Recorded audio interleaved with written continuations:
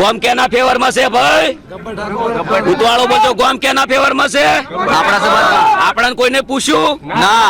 3 વાગ્યા સુધી આપણે રાહ જોઈ. હા, અમારો પ્રોગ્રામ હતો તો છતાં કેન્સલ કરીને અમે વાટ જોઈ, પણ અમને કોઈ બોલાયા નથી. અમારા ગામમાં કોઈ મીટિંગ પહેલા થઈ નથી અને બંધારણનું અમને કોઈ કીધું નથી. ઓલરેડી અમે મીટિંગ કરવા જ્યાં હતા કે અમારે ભાઈ અમારા જે આયોજક હતા પણ એમનું કોઈ માન્યું નતું અને આ પોતે ડિસિઝન લઈ લીધું છે અમને. બરાબર, એક વખત કાયદો હોય તો કોર્ટ બી પૂછે છે કે ભાઈ આરોપીને તારો ગુનો તને કબૂલ છે? આ પૂછવામાં આવે છે.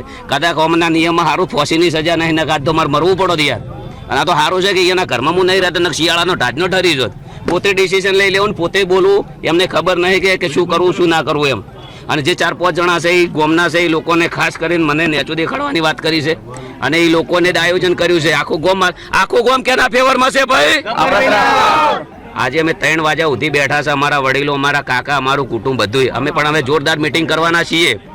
હું ખોટો હશું તો મારા ફેવરમાં કોઈ નહીં આવે. જે દિવસ મિટિંગ કરશું એ દિવસે ખબર પડી જશે કે ગબ્બર ઠાકોર સાચો વ્યક્તિ હશે તો એ દિવસે ખબર પડી જશે કે એમના ફેવરમાં જનતા કેટલી છે, સમાજ કેટલો છે. અત્યારે સમાજ બહાર કરવાની જે વાત કરી છે, આ વાતને આપ કઈ રીતે જોઈ રહ્યા છો? એ તો પોતે ડિસિઝન લીધું છે એમનું ડિસિઝન છે ને. એક સમાજના છોકરાને રોજગારી બંધ કરાવવાની અને 20 વર્ષનો ધંધો બંધ કરાવવાની દબાવવાની વાત છે.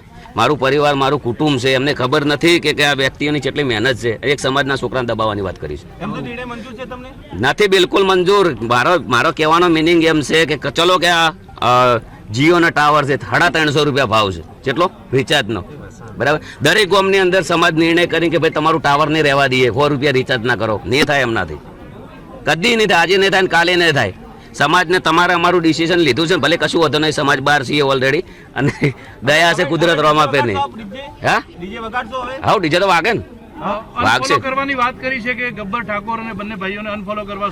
અનફોલો તો હવે ચેવી વસ્તુ છે, લોકચાહનાની વાતો છે. અનફોલો તો બરાબર, લોકો જે અમારી વેદના સમજે છે એમને ખબર છે. બરાબર, અને ઓલરેડી અમે લડ્યા તો અમુક ડીજે વાળા છે, સંગીતકાર છે, જે લોકોને રાત દાડો મહેનત કરી 20 વર્ષ જે સંગીતને આલ્યા છે એ લોકો માટે તો આપણે હવે કરવાના જ છીએ. અમે તમને આપીશું પણેપણના સમાચાર. જો તમે અમારા નિર્ભય માર્ગ ન્યૂઝ ચેનલને સબસ્ક્રાઇબ કર્યું નથી તો અત્યારે જ નીચે આપેલા આઇકોન બટન પર ક્લિક કરીને સબસ્ક્રાઇબ કરો અને શેર કરવાનું ભૂલશો નહીં.